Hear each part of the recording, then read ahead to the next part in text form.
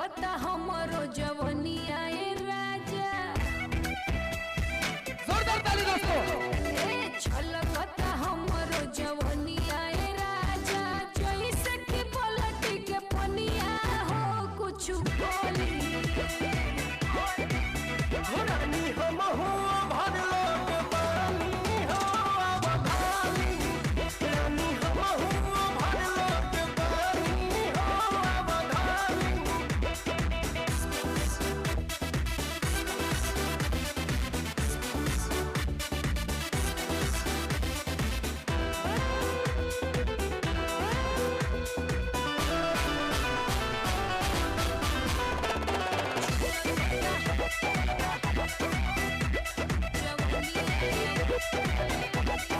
बनी तैयार हमहू बनी तैयार, आई ओढ़ी के ओढ़नी काटी चली।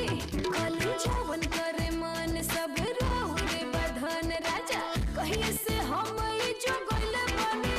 रानी तेरा में जब से तोहरे लागल बानी, जाने हम कितना रुपया सही जागल बानी।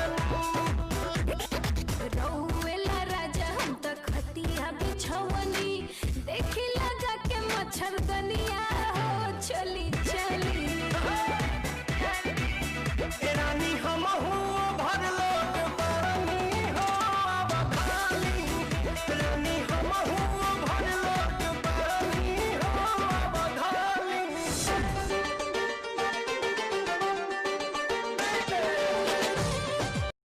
Subscribe now and press the bell icon.